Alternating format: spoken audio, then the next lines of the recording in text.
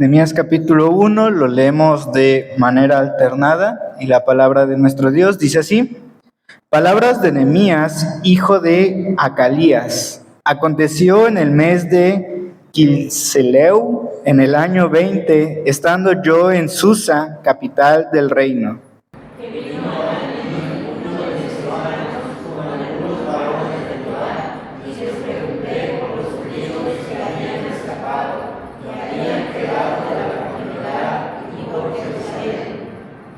Y me dijeron: el remanente, los que quedaron de la cautividad allí en la provincia, están en gran mal y afrenta, y el muro de Jerusalén derribado y sus puertas quemadas a fuego.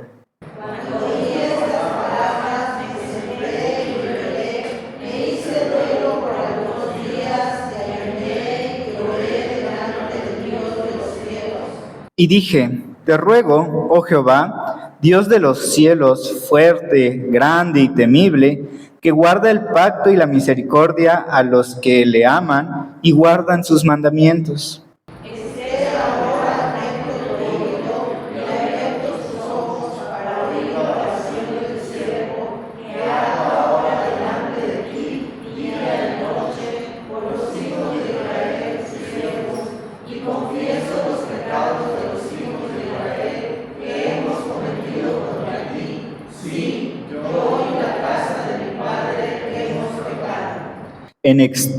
En extremo nos hemos corrompido contra ti y no hemos guardado los mandamientos, estatutos y preceptos que diste a Moisés tu siervo.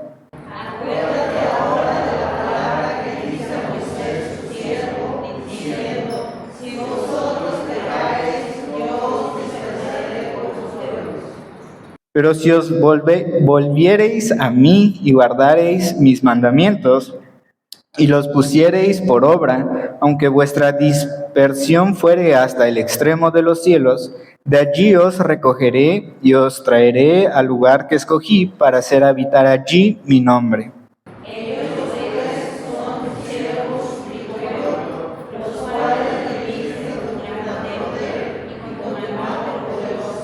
Te ruego, oh Jehová, esté ahora atento tu oído a la oración de tu siervo y a la oración de tus siervos, quienes desean reverenciar tu nombre.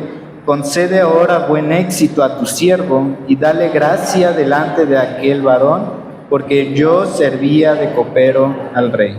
Amén. Nehemías era una persona que el Antiguo Testamento nos narra que era, pues, una persona un poco más común como tú y yo. No era el gran profeta, no era el gran príncipe, no era el gran rey como David, tampoco era el más sabio que nos narra la Biblia. Sin embargo, si Nehemías tiene un libro completo, es porque de él podemos aprender enseñanzas sumamente valiosas. La enseñanza que vamos a estar estudiando el día de hoy es la de el principio del liderazgo. Cómo en la vida de Nehemías podemos ver a una persona que sirve al Dios verdadero y que este hecho le ayuda a poder tener un mejor liderazgo. Lo primero que nosotros vemos al entrar al libro de Nehemías es a una persona que se encuentra en una comodidad gigantesca, una comodidad que la gente de su tiempo no la tenía. ¿Y a qué se debía esta comodidad?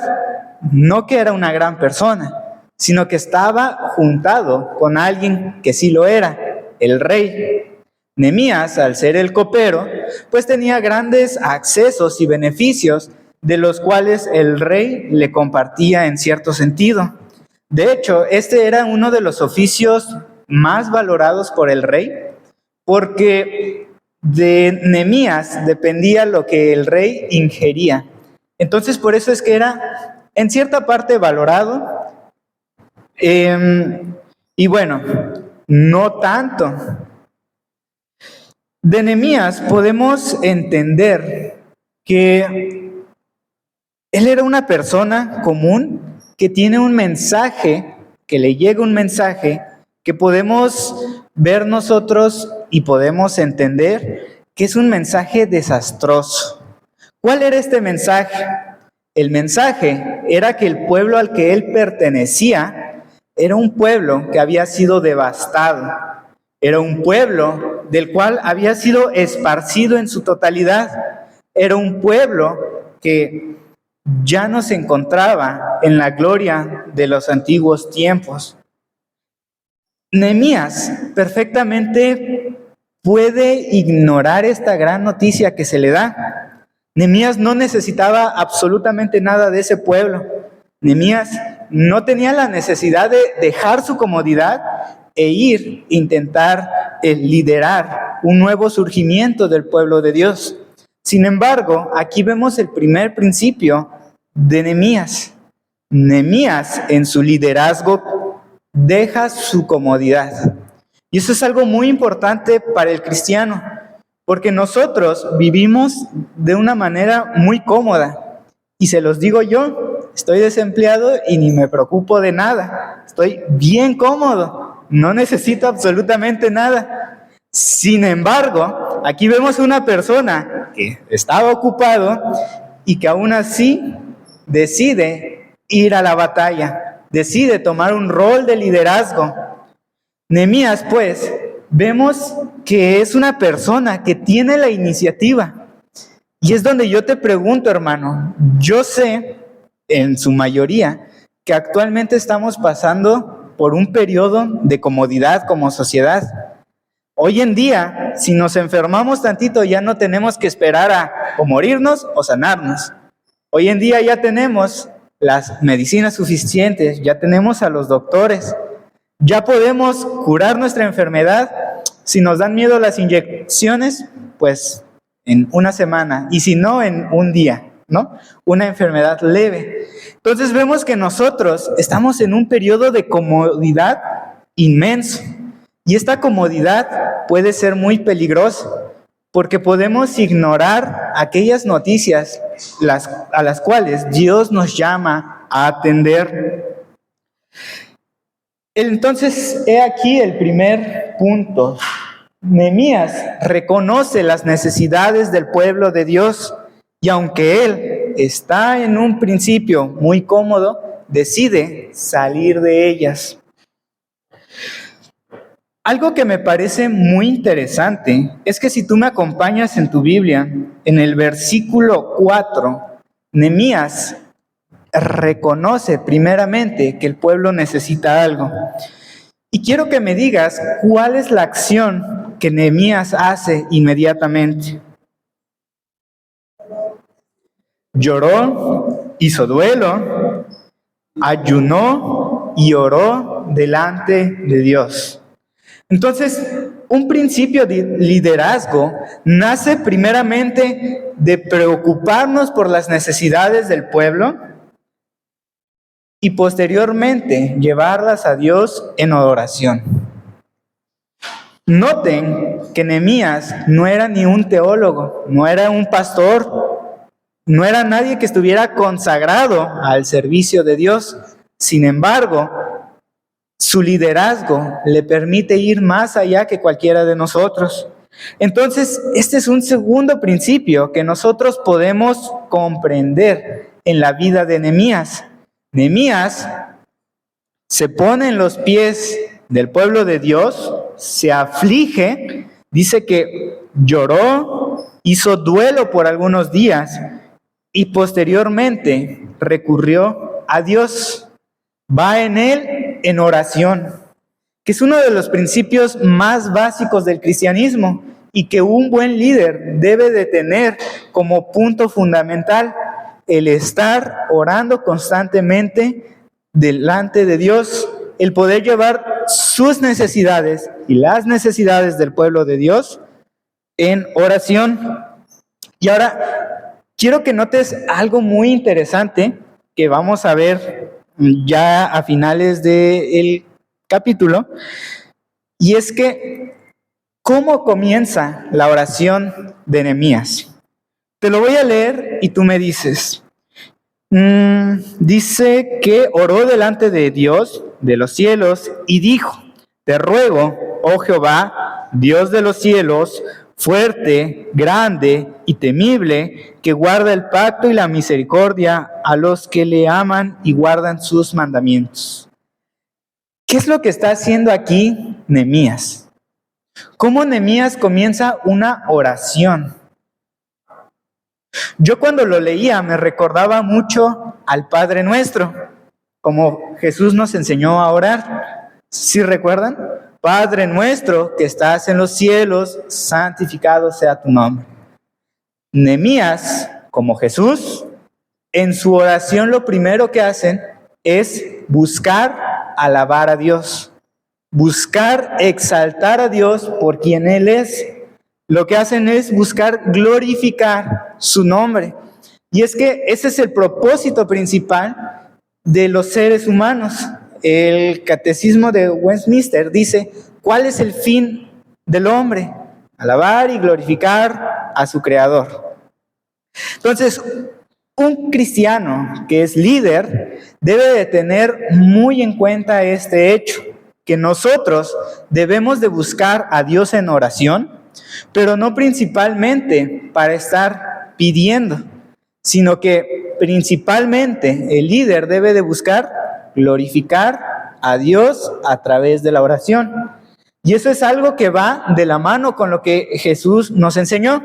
Cuando oréis, oréis así. Entonces, aquí vemos el segundo principio que tiene un líder que es seguidor de Cristo. Bueno, una vez que el líder conoce el problema, se pone en los pies del pueblo de Dios y lo lleva en oración, hace algo que pocas veces nosotros hacemos. Versículo 6, mira cómo dice, esté ahora atento tu oído y abiertos tus ojos para oír la oración de tu siervo que hago ahora delante de ti y noche, de día y noche, por los hijos de Israel, tus siervos, y confieso los pecados de los hijos de Israel que hemos cometido contra ti. Sí, yo y la casa de mi padre hemos pecado. ¿Se dan cuenta el nivel en el que Nehemías se involucra con el pueblo de Dios? Nehemías no estaba actualmente con los hijos de Israel. Y sin embargo, cuando se dirige a Dios, Nehemías lo que hace es hablar como si estuviera con ellos.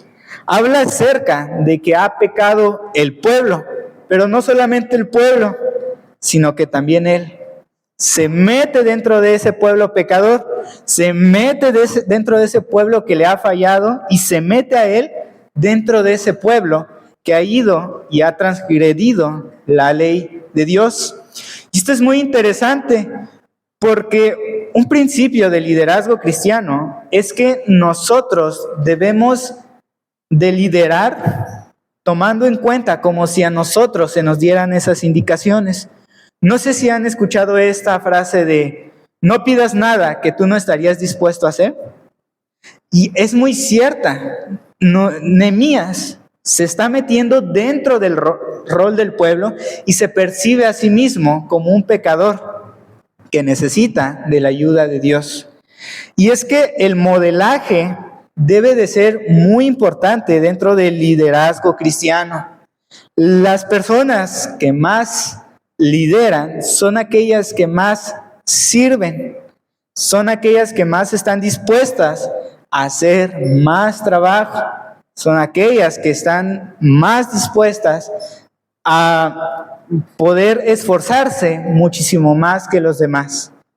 Hoy en día, algunos tenemos la noción de que el líder es el que menos trabaja o el que no se ensucia las manos. Sin embargo, dentro de los principios del liderazgo cristiano, vemos en Nehemías y posteriormente lo veremos en Jesús, que esto no es necesariamente así. Entonces, vemos que Nehemías se interesó por esas necesidades y se pone en el rol de querer ser él quien primeramente se va al frente, el que primeramente pone la cara por el pueblo de Israel. Nehemías hizo frente a las necesidades. Él reconoció que era parte del problema.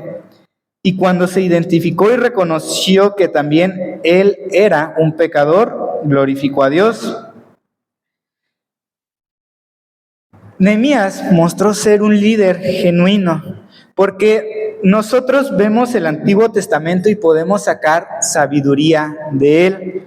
Sin embargo, un principio cristiano es que todo debe de apuntar a Jesús. Entonces yo te pregunto a ti, ¿cómo la vida de Nehemías apunta a Jesús? Yo ya te di un principio, que es que busca glorificar a Dios mediante la oración. ¿Tú ya leíste la historia conmigo? ¿Cuál consideras que es otra razón por la cual Nehemías apunta a Jesús? El servicio. Claro. Una de las principales enseñanzas que nos da la vida de Jesús es que Él vino a servir y no a ser servido. Y en Jesús nosotros vemos al varón perfecto. En Jesús nosotros vemos a la persona a la cual debemos de buscar imitar. Y así como Nehemías tenía interés por servir, es una sombra de quién habría de venir. Nehemías no era el varón perfecto. El varón perfecto era Jesucristo. Jesucristo nos enseña cómo debe de ser nuestro liderazgo. Acompáñame en los capítulos... ¿Dónde estaba?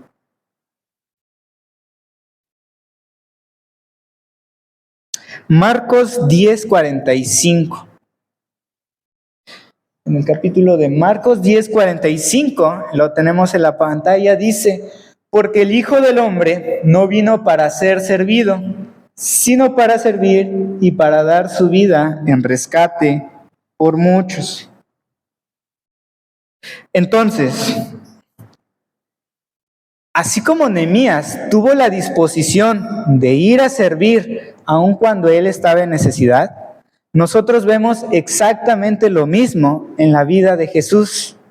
Jesús también estaba en una posición privilegiada, no le faltaba absolutamente nada.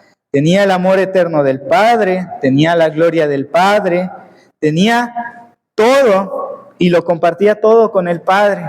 Sin embargo, por amor y por modelaje nos enseñó que un cristiano debe de ser un líder que sirva a los demás. Nosotros en la Biblia tenemos muchísimos ejemplos de Jesús siendo el perfecto líder. ¿Cuál recuerdan ustedes? Yo recuerdo cuando le lavaba los pies a sus discípulos. ¿En qué otro momento Jesús demostró ser un líder perfecto?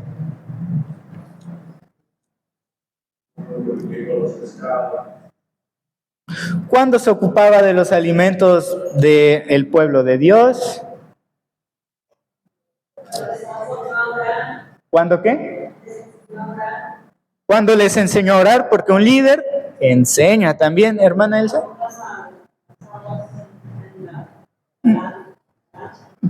Sí, ok. Muy bueno, exacto. Jesús viene a vivir la vida que nosotros deberíamos de vivir, nos viene a modelar cómo se debe de hacer. No vino para abolir la ley, sino para cumplirla. Y Él carga sobre sí nuestras responsabilidades en la cruz. Él, pues, es el ejemplo, el varón perfecto y el líder que nosotros debemos de buscar parecernos. Cuando fue tentado nos muestra que un líder también va a tener pruebas, pero que debe de sobrepasarlas. Entonces, ya para terminar, veamos cómo termina el capítulo de Nehemías, que se me hace muy interesante. En el versículo 11 dice, versículo 10, ellos pues son tus siervos y tu pueblo, los cuales redimiste con tu gran poder y con tu mano poderosa. Te ruego, oh Jehová, esté ahora atento tu oído a la oración de tu siervo y a la oración de tus siervos, quienes desean reverenciar tu nombre. Concede ahora buen éxito a tu siervo y dale gracia delante de aquel varón, porque yo servía de copero al rey. Nuevamente vemos que Nehemías comienza con oración y termina con oración, porque la oración debe de ser un pilar de la vida del cristiano, un pilar de la vida del líder. Y esta oración no es una oración como regularmente se hace en algunas iglesias, donde se decreta, donde se profetiza, sino que es una oración humilde, una oración que no exige, sino que ruega, ¿no? Nehemías dice, te ruego que tengas misericordia de nosotros. Y Jesús, ¿qué es lo que nos enseña? Hágase tu voluntad, no la de nosotros. Entonces, tanto Nehemías, pero más Jesús, nos enseñan cómo es un liderazgo acorde a los principios del cristianismo. Un liderazgo que en primera deja sus comodidades. En segunda, se aflige y se pone en los zapatos de los demás, del pueblo de Dios. En tercera, lleva todo en oración a Dios. Antes de actuar es muy importante que nosotros podamos llevar todo en oración a Dios, porque es Dios quien nos va a dar el consejo y es Dios el que nos va a dar el camino hacia el cual hemos de transitar. Entonces, de momento vamos a quedarnos con estos 4 principios. Primero, dejar nuestras comodidades. Segundo, el ponernos en los zapatos del pueblo de Dios y de sus necesidades. El tercero es llevar a Dios en oración todas nuestras necesidades y nuestras aflicciones. Y el cuarto sería buscar glorificar a Dios en todo momento. Vas a glorificar a Dios a través de tus instrucciones, a través de tu oración, pero más a través de tu ejemplo. Porque de esta manera nos enseñó Nehemías y posteriormente Jesús. Hasta aquí, hermanos. ¿Tienen alguna pregunta? No es pregunta, es simple comentario. En referencia al liderazgo, porque no sé la historia. ¿Cómo terminó Nehemías?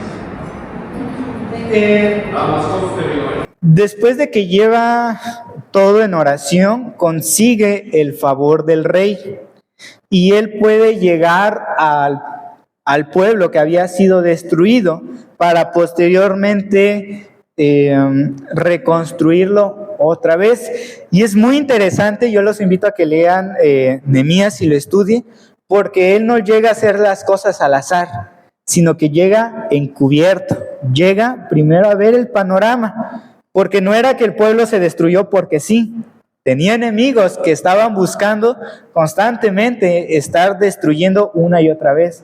Entonces, hay una parte donde dice que en una mano tenían el martillo, por así decirlo, y en otro una espada, ¿no? Entonces, logra reconstruir parte del pueblo a través de la sabiduría que adquiere gracias a la oración. ¿Sí? ¿Comentarios? ¿Cómo ven? ¿Qué comodidades ustedes creen que deberían de dejar para ponerse en los zapatos del pueblo de Dios? Bueno, a veces es tan sencillo, ¿no? Como pararse un poco más temprano, a veces caminar un poco más, a veces dedicar un poco más de tiempo a la oración, a la lectura. No son cosas tan difíciles, son cosas sencillas, pero que nos cuesta trabajo dedicarnos. Claro.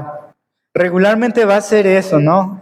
Poder dejar o dedicar más tiempo a la palabra de Dios, ya que pues nos gana la flojera, y lo digo porque a mí me gana, y no sé, de repente prefiero dormirme 30 minutos más a levantarme a orar 30 minutos más temprano, ¿no?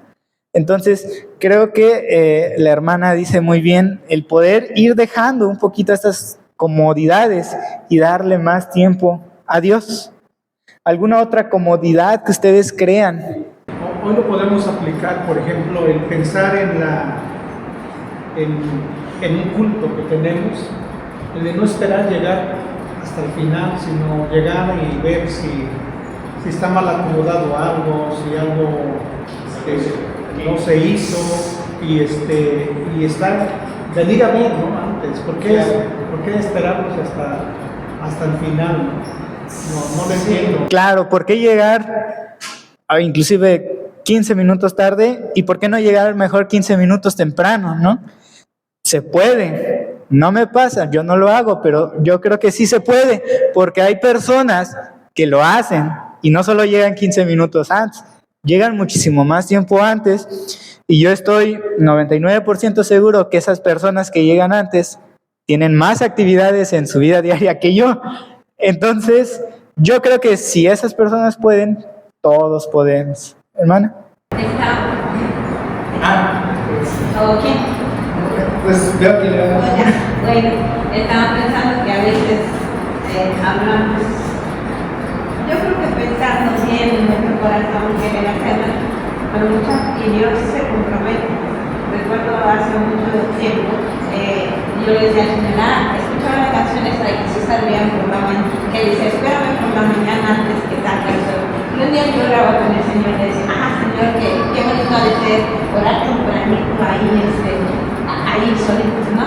Entonces, en ese tiempo yo les platico que le dábamos todos los días una pastilla a las 5 de la mañana. Y un día me despierto después de esa oración mía, me despierto y yo pensaba que ya eran las 5, porque ya no podía el reloj, ya me despertaba sola. Entonces veo el reloj y eran las 4:07. Dije, me desperté muy temprano, voy a orar ahora. Entonces, al siguiente día, me vuelvo a despertar yo pensando que eran las 5. Y digo, otra vez, las 4:07. Y digo, caray, bueno, pues voy a orar de nuevo. Entonces, oré de nuevo. Al tercer día, ¿qué creen? Otra vez me despierto y eran las 4:07. Cuando yo vi el tercer día que eran las 4:07, dije, ya te entendí, Señor, gracias, ya te entendí. Ajá. Pero no, tristemente, lo digo con vergüenza, no aguanté mucho. Si acaso un mes aguanté, Señor, perdóname, pero tengo mucho sueño, que te acuerdas si lo cambiamos de hora, ¿no? Yo le digo que después de los 9. Ese pudiera ser un sacrificio, sacrificar un poquito nuestras horas de descanso. A mí me pasó algo como lo que dice la hermana, no recuerdo si ayer, yo me desperté y me cuesta demasiado despertar. Entonces lo que yo siempre hago es, pues me acuesto otros 5 minutos y ahí me quedo. Y mi mamá ya viene enojada o con mucho amor me dice, siéntate en tu cama y en vez de que te vuelvas a acostar, mejor aprovecha para orar. Y pues lo hice y no me quedé dormido, ¿no? Entonces solo era cuestión de que me sentara y empezara a orar. Entonces esos 30 minutos, que yo digo que son 5 minutos que me quedo otros con los ojos cerrados, los puedo empezar a aprovechar para orarle a Dios, ¿no? Entonces creo que son de estas cosas, comodidades de las cuales nosotros podemos salir para buscar glorificar a Dios. Y bueno, hermanos, vamos a dejar la clase por aquí. Muchas gracias por su atención. Le doy paso a nuestro pastor.